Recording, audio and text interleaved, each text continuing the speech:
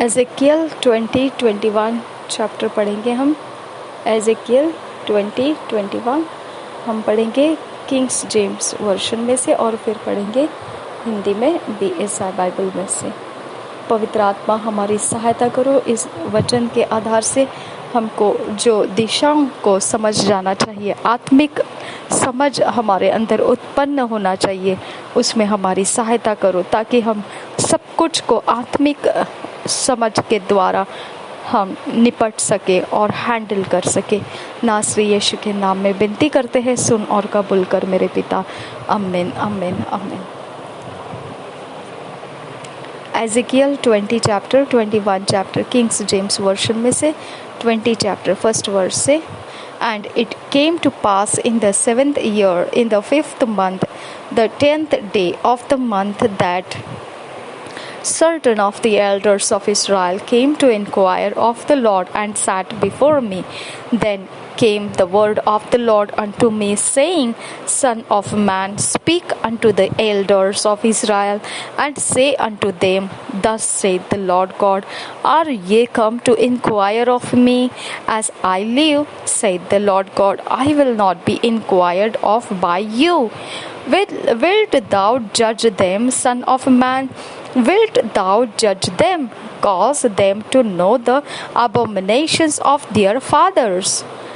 And say unto them, Thus saith the Lord God, In the day when I chose Israel, and lifted up mine hand unto the seed of the house of Jacob, and made myself known unto them in the land of Egypt, when I lifted up mine hand unto them, saying, I am the Lord your God, in the day that I lifted up mine hand unto them, to bring them forth of the land of Egypt, into a land that I had espied for them, flowing with milk and honey, which is the glory of all lands.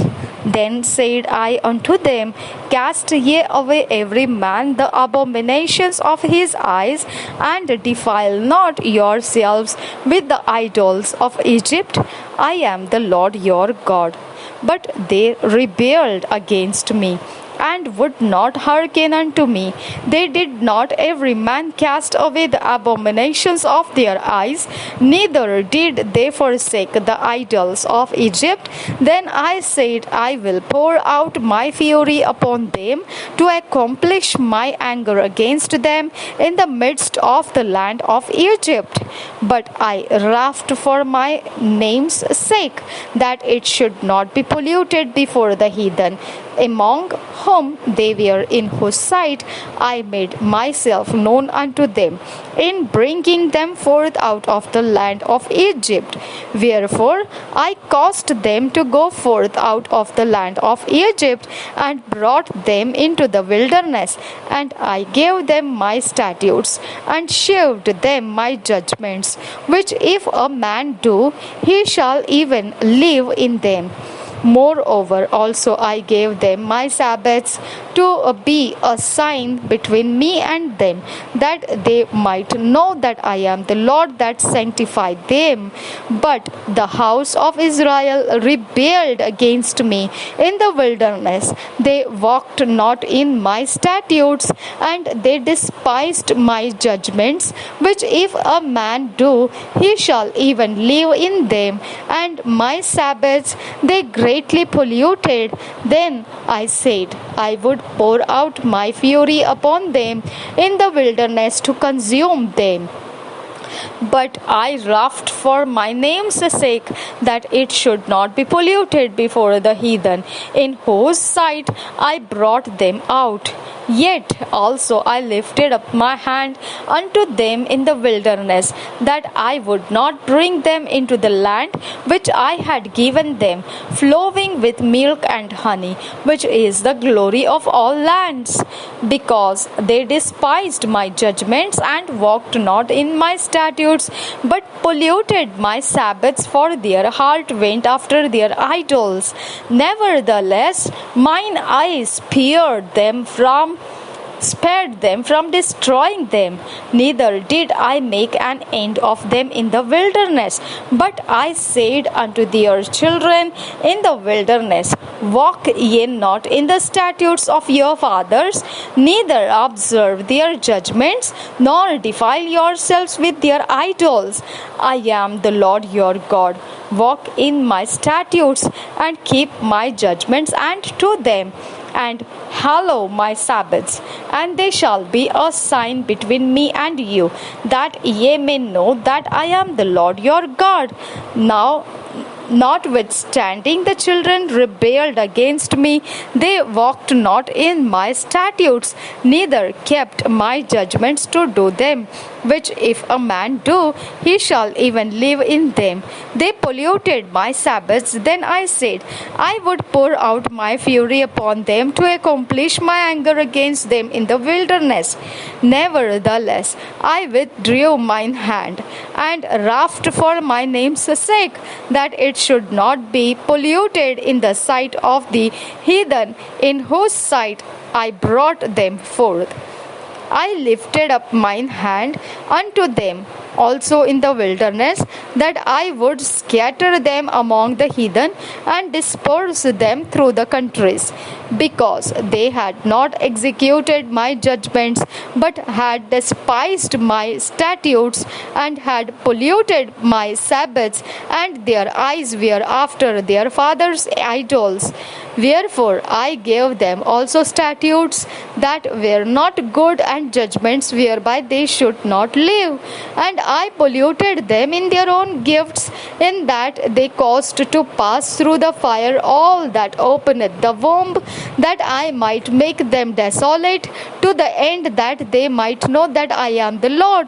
Therefore, Son of man, speak unto the house of Israel, and say unto them, Thus saith the Lord God, Yet in this your fathers have blasphemed me, in that they have committed a trespass against me. For when I had brought them into the land, for the which I lifted up mine hand to give it to them, then they saw every high hill and all the thick trees, and they offered there their sacrifices, and there they presented the provocation of their offering. There also they made their sweet savour, and poured out their drink offerings. Then I said unto them, What is the high place whereunto ye go? And the name whereof is called Bamah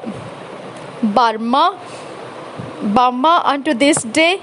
Wherefore say unto the house of Israel, Thus saith the Lord God, Are ye polluted after the manner of your fathers, and commit ye whoredom after their abominations? For when ye offer your gifts, when ye make your sons to pass through the fire, ye pollute yourselves with all your idols, even unto this day. And shall I be inquired of by you, O house of Israel? As I live, saith the Lord God, I will not be inquired of by you. And that which cometh into your mind shall not be at all that ye say, We will be as the heathen, as the families of the countries, to serve wood and stone. As I live, saith the Lord God, surely with a mighty hand, and with a stretched out arm, and with fury poured out will I rule over you. And I will bring you out from the people, and will gather you out of the countries wherein ye are scattered, with a mighty hand, and with a stretched out arm, and with fury poured out. And I will bring you into the wilderness of the people, and there will I plead with you face to face, like as I pleaded with your fathers in the wilderness of the land of Egypt, so will I plead with you, saith the Lord God. And I will cause you to pass under the rod, and I will bring you into the bond of the covenant. And I will purge out from among you the rebels, and them that transgress against me. I will bring them forth out of the country where they sojourn, and they shall shall not enter into the land of Israel, and ye shall know that I am the Lord. As for you, O house of Israel, thus saith the Lord God, go ye, serve ye every one his idols, and hereafter also if ye will not hearken unto me, but pollute ye my holy name no more with your gifts and with your idols. For in mine holy mountain and in the mountain of the height of Israel, saith the Lord God, there shall all the house of Israel, all of them in the land, serve me. There will I accept them, and there will I require your offerings and the first fruits of your oblations with all your holy things. I will accept you with your sweet savour when I bring you out from the people and gather you out of the countries wherein ye have been scattered, and I will be sanctified in you before the heathen. And ye shall know that I am the Lord when I shall bring you into the land of Israel, into the country for the which I lifted up mine hand to give it to your fathers. And there shall ye remember your ways and all your doings wherein ye have been defiled, and ye shall loathe yourselves in your own sight for all your evils that ye have committed. And ye shall know that I am the Lord when I have wrath with you for my name's sake, not according to your wicked ways, nor according to your corrupt doings, O ye house of Israel, saith the Lord God. Moreover, the word of the Lord came unto me, saying, Son of man, set thy face toward the south, and drop thy word toward the south, and prophesy against the forest of the south field, and say to the forest of the south, hear the word of the Lord. Thus saith the Lord God, behold, I will kindle a fire in thee, and it shall devour every green tree in thee, and every dry tree. The flaming flame shall not be quenched, and all faces from the south to the north shall be burnt therein, and all flesh shall see that I the Lord have kindled it. It shall not be quenched. Then said I, Ah, Lord God, they say of me, doeth he not speak parables? 21 chapter, first verse saying. And the word of the Lord came unto me, saying, Son of man, set thy face toward Jerusalem, and drop thy word toward the holy places, and prophesy against the land of Israel, and say to the land of Israel, Thus saith the Lord, Behold, I am against thee, and will draw forth my sword out of his sheath, and will cut off from thee the righteous and the wicked. Seeing then that I will cut off from thee the righteous and the wicked, therefore shall my sword go forth out of his sheath against all flesh from the south to the north, that all flesh may know that I the Lord have drawn forth my sword out of his sheath. It shall not return any more. Sigh therefore, thou son of man, that the breaking of thy loins, and with a bitterness sigh before their eyes. And it shall be, when they say unto thee, Wherefore sighest thou? That thou shalt answer, For the tidings, because it cometh, and every heart shall melt, and all hands shall be feeble, and every spirit shall faint, and all knees shall be weak as water.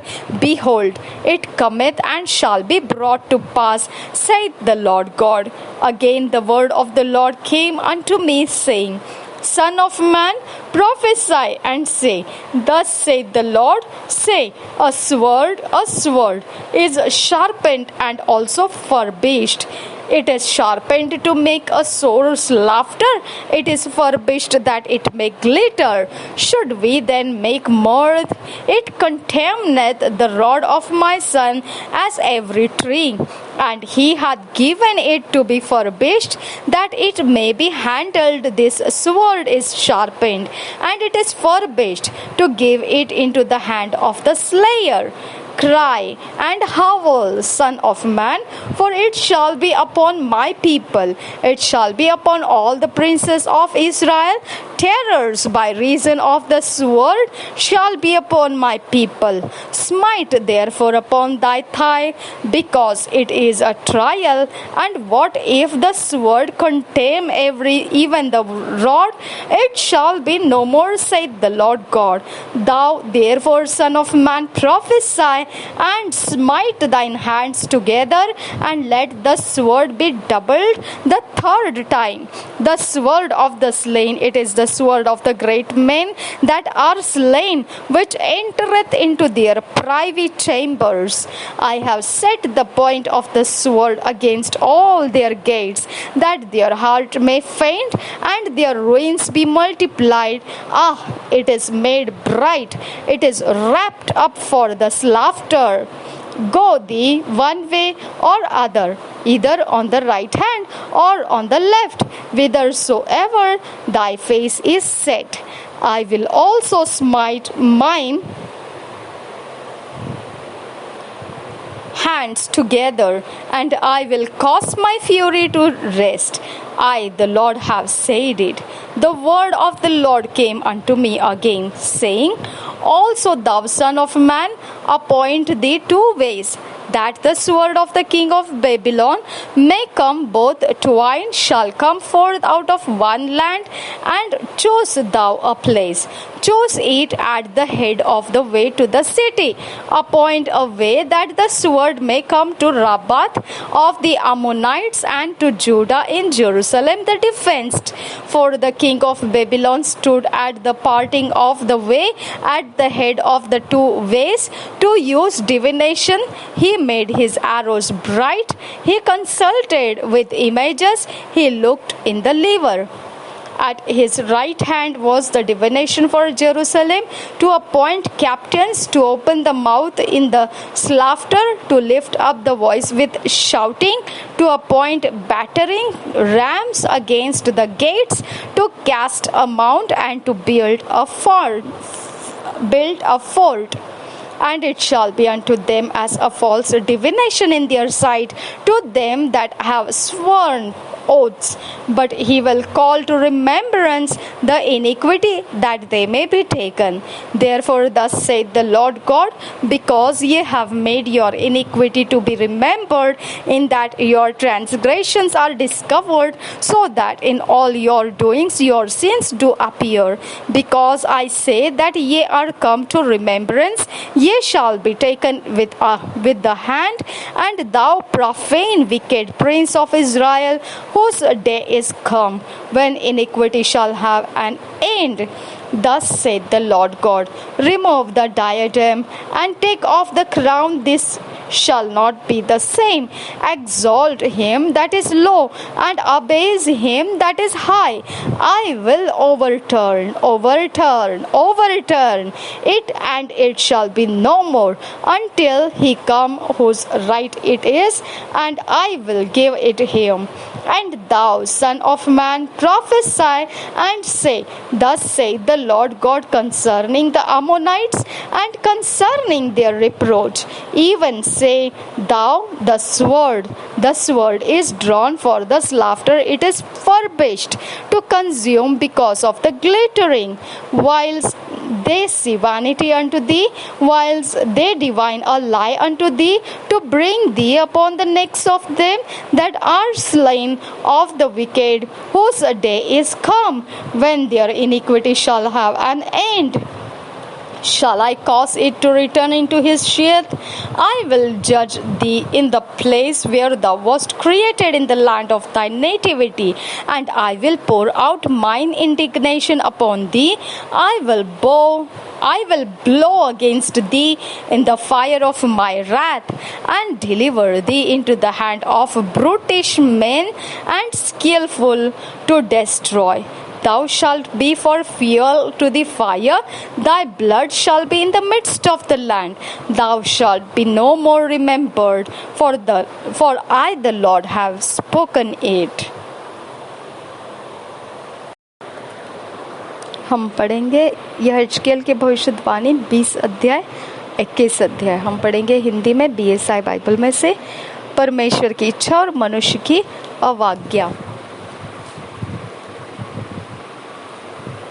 पहले वचन से, 7वें वर्ष के 5वें महीने के 10वें दिन को इस्राएल के कितने पुरनिये यहोवा के प्रश्न करने को आए।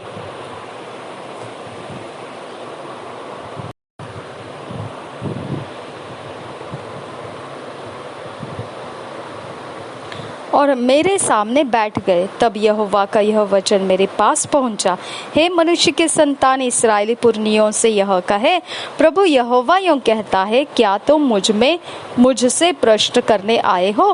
प्रभु यहोवा की यह वाणी है कि मेरे जीवन की सौगंध तुम मुझसे प्रश्न करने न पाओगे। हे मनुष्य के संतान, क्या तो उनका न्याय न करेगा? क्या तो उनका न्याय न करेगा? उनके पुरखाओं के घिनौने काम उन्हें जता दे और उनसे कहे, प्रभु यहोवा यूं कहता है, जिस दिन मैंने इस्राएल को चुन लिया और याकूब के घराने के वंश से शपथ खाई और मिस्र देश में अपने को उन पर प्रकट किया और उनसे शपथ खाकर कहा, मैं तुम्हारा परमेश्वर यहोवा हूँ, उसी दिन मैंने उनसे यह भी शपथ खाई कि मैं तुमको मिस्र देश से निकालकर एक देश में पहुँचाऊंगा जिसे मैंने तुम्हारे लिए चुन लिया है। वह सब देशों का शिरोमणि है और उसमें दूध और मधु की धाराएं बहती है।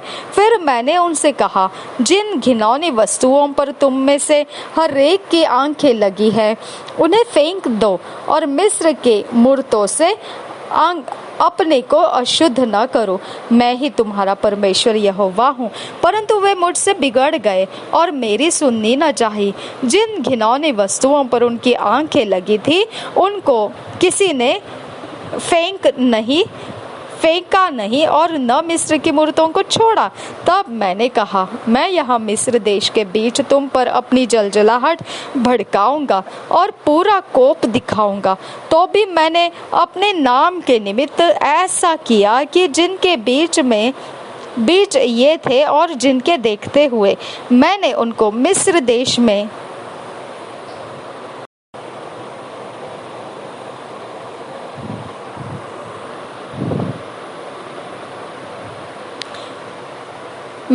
मिस्र देश से निकलने के लिए अपने को उन पर प्रकट किया था, उन जातियों के सामने वे अपवित्र न ठहरे। मैं उनको मिस्र देश से निकालकर जंगल से ले आया।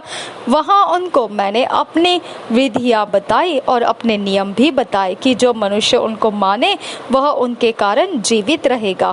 फिर मैंने उनके लिए अपने विश्राम दिन ठहराए, जो मेरे और उनके बीच चिन्ह ठहरे, कि वे जाने कि मैं यहोवा उनका पवित्र करने वाला हूँ।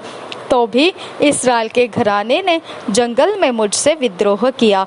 वे मेरी विधियों पर न चले और मेरे नियमों को तुच्छ जाना, जिन्हें यदि मनुष्य माने तो वह उनके कारण जीवित रहेगा। और उन्होंने मेरे विश्राम दिनों को अति अपवित्र किया। तब मैंने कहा, मैं जंगल में इन पर अपनी जलजलाहट भड़काकर इनका अंत कर डालूंगा। परंतु मैंने अपने नाम के निमित्त ऐसा किया कि वे उन जातियों के सामने जिनके देखते मैं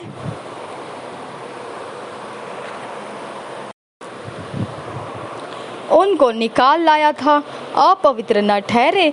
फिर मैंने जंगल में उनसे शपथ खाई कि जो देश मैंने उनको दे दिया और जो सब देशों का शिरोमणि है, जिसमें दूध और मधु की धाराएं बहती है, उसमें उन्हें न पहुंचाऊंगा, क्योंकि उन्होंने मेरे नियम तुच्छ जाने और मेरी विधियों पर न चले और मेरे विश्राम दिन अपवित्र किए थे, इसलिए कि उनका मन उनकी मूर्तों की ओर लगा रहा। तो भी मैंने उन पर कृपा की दृष्टि की और उन्हें नष्ट न किया और न जंगल में पूरी रीति से उनका अंत कर डाला। फिर मैंने जंगल में उनकी संतान से कहा, अपने पुरखाओं की विधियों पर न चलो, न उनकी रीतियों को मानो और न उनकी मूर्तें पूजकर अपने को अशुद्ध करो। मैं तुम्हारा परमेश्वर यहोवा हूँ, मेरी विधियों पर चलो। और मेरे नियमों के मानने में चौकसी करो और मेरे विश्राम दिन को पवित्र मानो कि वे मेरे और तुम्हारे बीच चिन्ह ठहरे और जिसमें तुम जानो कि मैं तुम्हारा परमेश्वर यहोवा हूँ। परंतु उनके संतान ने भी मुझसे विद्रोह किया, वे मेरी विधियों पर न चले, न मेरे नियमों के मानने में चौकसी की, जिन्हें यदि मनुष्य माने तो वह उनके कारण जीवित रहेगा।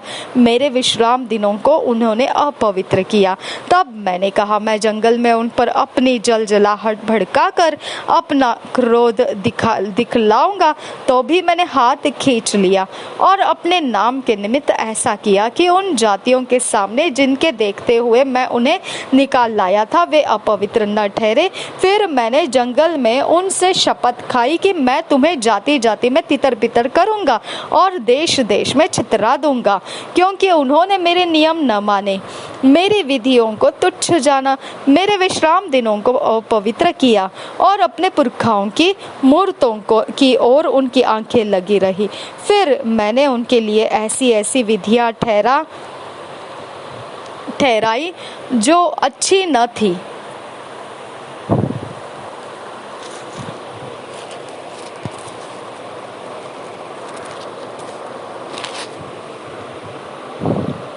और ऐसी ऐसी रीतियां जिनके कारण वे जीवित न रह सके, अर्थात वे अपने सब पहलोठों के आग में होम करने लगे।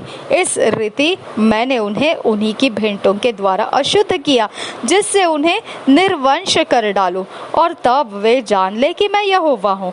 हे मनुष्य के संतान, तो इस्राएल के घराने से कहे, प्रभु यहोवा यूं कहता है, तुम्हारे पुरखाओं ने इसमें भी मेरी निंदा की कि उन्होंने मुझसे विश्वासघात किया, क्योंकि जब मैंने उनको उस देश में पहुंचाया जिसे उन्हें देने की शपथ मैंने उनसे खाई थी, तब वे हरेक ऊंचे टीले और हरेक घने वृक्ष पर दृष्टि करके वहां अपने मेल बलि चढ़ाने लगे और वही रिस दिलाने वाली अपनी भेंटें चढ़ाने लगे और वही अपना सुखदायक सुगंध द्रव्य जलाने लगे और वही अपने तपावन देने लगे। तब मैंने उनसे पूछा, जिस ऊंचे स्थान की तुम लोग जाते हो, उससे क्या प्रयोजन है? इसी से उसका नाम आज तक बामा कहलाता है। इसलिए इस्राएल के घराने से कहे, प्रभु यहोवा तुमसे यह पूछता है, क्या तुम भी अपने पुरखाओं की रीति पर चलकर अशुद्ध होकर और उनके घिनौने कामों के अनुसार व्यभिचारिणी के समान काम करते हो? आज तक जब जब तुम अपनी भेंटें चढ़ाते और अपने बाल बच्चों को होम करके आग में चढ़ाते हो, तब तब तुम अपनी मूर्तों के कारण अशुद्ध ठहरते हो। हे इस्राएल के घराने, क्या तुम मुझसे पूछने पाओगे? प्रभु यहोवा की यह वाणी है, मेरे जीवन की शपथ तुम मुझसे पूछने न पाओगे। जो बात तुम्हारे मन में आती है, हम काठ और पत्थर के उपासक होकर जाति जाति और देश देश के कुलों के समान हो जाएंगे, वह किसी भांति पूरी नहीं होने की। परमेश्वर दंड देता और क्षमा भी करता है। प्रभु यहोवा यूं कहता है, मेरे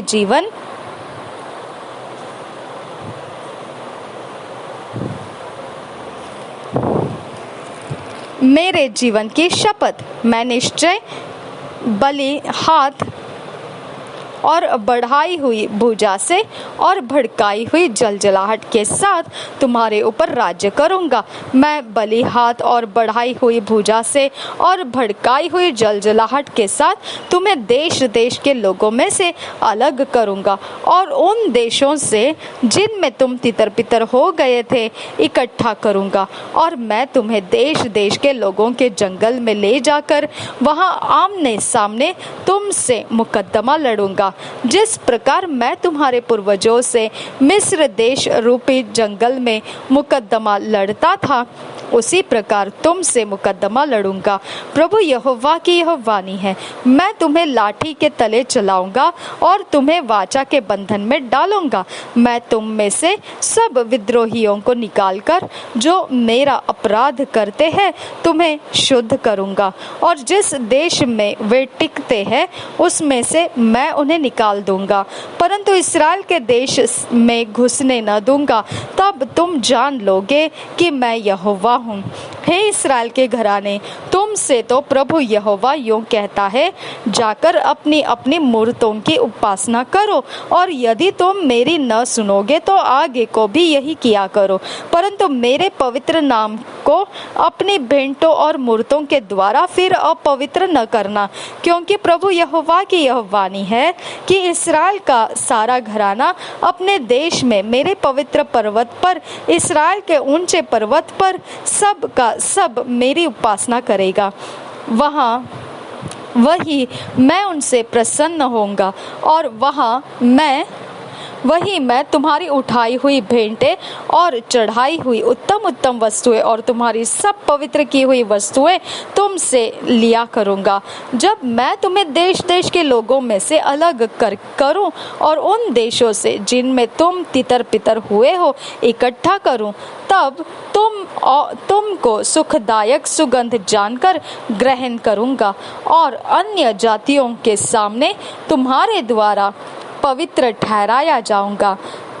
जब मैं तुम्हें इस्राएल के देश में पहुंच जाऊं, जिसके देने की शपथ मैंने तुम्हारे पूर्वजों से खाई थी, तब तुम जान लोगे कि मैं यहोवा हूँ। वहाँ तुम अपनी चाल चलन और अपने सब कामों को जिनके करने से तुम अशुद्ध हुए हो स्मरण करोगे, और अपने सब बुरे कामों के कारण अपनी दृष्टि में घिनौने ठहरोगे। हे इस्राएल के घराने, जब मैं तुम्हारे साथ तुम्हारे बुरी चाल चलन और बिगड़े हुए कामों के अनुसार नहीं, परंतु अपने ही नाम के निमित्त बर्ताव करूं, तब तुम जान लोगे कि मैं यहोवा हूँ। प्रभु यहोवा की यही वाणी है। दक्षिण में आग। 45 वचन से आगे, यहोवा का यह वचन मेरे पास पहुंचा, हे मनुष्य के संतान, अपना मुख दक्षिण की ओर कर, दक्षिण की ओर वचन सुना, और दक्षिण देश के वन के विषय में भविष्यवाणी कर, और दक्षिण देश के वन से कहे, यहोवा का यह वचन सुन।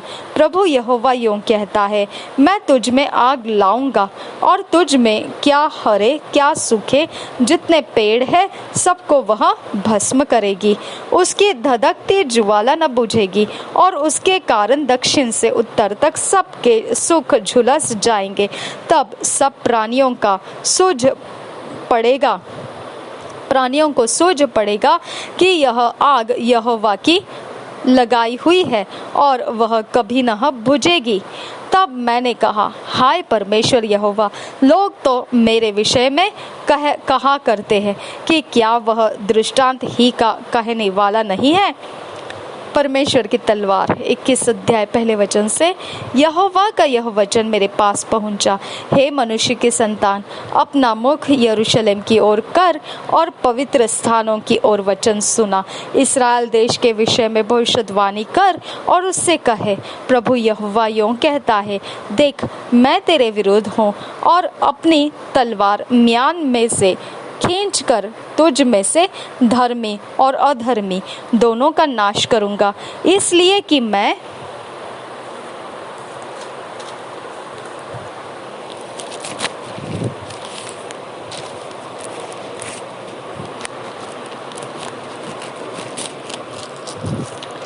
तुझ से धर्मी और अधर्मी सबका नाश करने वाला हूँ। तुझ में से धर्मी और अधर्मी सबका नाश करने वाला हूँ। इस कारण मेरी तलवार म्यान से निकलकर दक्षिण से उत्तर तक सब प्राणियों के विरुद्ध चलेगी। तब सब प्राणी जान लेंगे कि यहोवा ने म्यान में से अपनी तलवार खींची है, और वह उसमें फिर रखी न जाएगी। इसलिए हे मनुष्य के संतान, तू आह मार, भारी खेद कर, और टूटी कमर लेकर लोगों के सामने आह मार। जब वे तुझसे पूछे, तू क्यों आह मारता है, तब कहना, समाचार के कारण, क्योंकि ऐसी बात आने वाली है कि सबके मन टूट जाएंगे और सबके हाथ ढीले पड़ेंगे, सबकी आत्मा बेबस और सबके घुटने निर्बल हो जाएंगे। देखो, ऐसी ही बात आने वाली है और वह अवश्य पूरी होगी। परमेश्वर यहोवा की यही वाणी है। फिर यहोवा का यह वचन मेरे पास पहुंचा। हे मनुष्य के संतान, भविष्यद्वाणी करके कहे, परमेश्वर यहोवा यूं कहता है, देख, सान चढ़ाई हुई तलवार और झलकाई हुई तलवार, वह इसलिए सान चढ़ाई गई कि उससे घात किया जाए और इसलिए झलकाई गई कि बिजली के समान चमके। तो क्या हम हर्षित हो? वह तो यहोवा के पुत्र के राजदंड है और सब पेड़ों को तुच्छ जानने वाला है। वह झलकाने को इसलिए दी गई कि हाथ में ली जाए, वह इसलिए सान चढ़ाई और झलकाई गई कि घात करने वालों के हाथ में दी जाए। हे मनुष्य के संतान, चिल्ला और हाय हाय कर, क्योंकि वह मेरी प्रजा पर चला चाहती है। वह इसराइल के सारे प्रधानों पर चला चाहती है। मेरी प्रजा के संग वे भी तलवार के वश में आ गए। इस कारण तू अपनी छाती पीट, क्योंकि सचमुच उसकी जांच हुई है और यदि उसे तुच्छ जानने वाला राजदंड भी न रहे तो क्या? परमेश्वर यहोवा की यही वाणी है। इसलिए हे मनुष्य के संतान, भविष्यद्वाणी कर और हाथ पर हाथ दे मार और 3 बार तलवार का बल 2 गुना किया जाए। वह तो घात करने की तलवार वरन बड़े से बड़े के घात करने की तलवार है, जिससे कोठरियों में भी कोई नहीं बच सकता। मैंने घात करने वाली तलवार को उनके सब फाटकों के विरुद्ध इसलिए चलाया है कि लोगों के मन टूट जाए और वे बहुत ठोकर खाए। हाय हाय, वह तो बिजली के समान बनाई गई और घात करने को सान चढ़ाई गई है। सिकुड़ कर दाहिनी ओर जा, फिर तैयार होकर बाईं ओर मुड़। जिधर भी तेरा मुख हो, मैं भी ताली बजाऊंगा और अपनी जलजलाहट को ठंडा करूंगा। मुझ यहोवा ने ऐसा कहा है। बेबीलोन के राजा की तलवार। 18 वचन से आगे, फिर यहोवा का यह वचन मेरे पास पहुंचा। हे मनुष्य के संतान, 2 मार्ग ठहरा ले कि बेबीलोन के राजा की तलवार आए। दोनों मार्ग एक ही देश से निकले। फिर एक चिन्ह कर, अर्थात नगर के मार्ग के सिर पर एक चिन्ह कर एक मार्ग ठहरा कि तलवार अम्मोनियों के रब्बा नगर पर और यहूदा देश के गढ़ वाले नगर यरूशलेम पर भी चले, क्योंकि बेबीलोन का राजा तिर्मुहा ने, अर्थात दोनों मार्गों के निकलने के स्थान पर भावी बुझने को खड़ा हुआ है। उसने तीरों को हिला दिया और गृह देवताओं से प्रश्न किया और कलेजे को भी देखा। उसके दाहिने हाथ में यरूशलेम का नाम है कि वह उसकी ओर युद्ध के यंत्र लगाए और गला फाड़कर घात करने की आज्ञा दे और ऊंचे शब्द से ललकारे फाटकों की ओर युद्ध के यंत्र लगाए और दमदमा बांधे और कोट बनाए।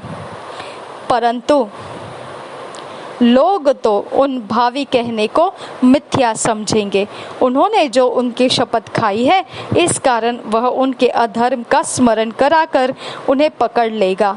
इस कारण प्रभु यहोवा यूं कहता है, इसलिए कि तुम्हारा अधर्म जो स्मरण किया गया है और तुम्हारे अपराध जो खुल गए हैं, क्योंकि तुम्हारे सब कामों में पाप ही पाप दिखाई पड़ा है।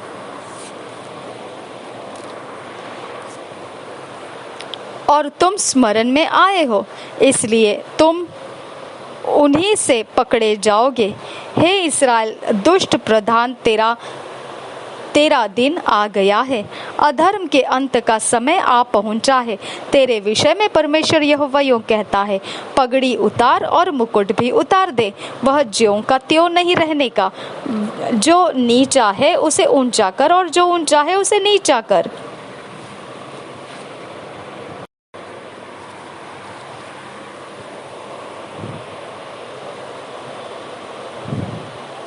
मैं उसको उलट दूंगा और उलट पुलट कर दूंगा। हाँ, उलट दूंगा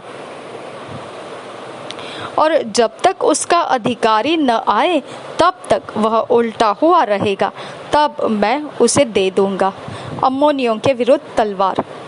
28 वचन से आगे, फिर हे मनुष्य के संतान, भविष्यवाणी करके कहे कि प्रभु यहोवा अम्मोनियों और उनकी की हुई नामधराई के विषय में यूं कहता है, तो यूं कहे, खींची हुई तलवार है, वह तलवार घात के लिए झलकाई हुई है कि नाश करे और बिजली के समान हो, जब तक कि वे तेरे विषय में झूठे दर्शन पाते और झूठे भावी तुझको बताते हैं कि तू उन दुष्ट असाध्य घायलों की गर्दनों पर पड़े, जिनका दिन आ गया और जिनके अधर्म के अंत का समय आ पहुंचा है, उसको म्यान में फिर रख, जिस स्थान में तू सिरजी गई और जिस देश में तेरी उत्पत्ति हुई, उसी में मैं तेरा न्याय करूंगा।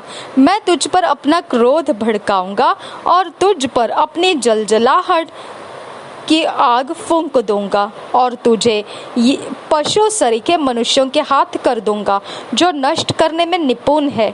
तू आग का कौर होगी, तेरा खून देश में बना रहेगा, तू स्मरण में न रहेगी, क्योंकि मुझ यहोवा ही ने ऐसा कहा है। Thank you Jesus.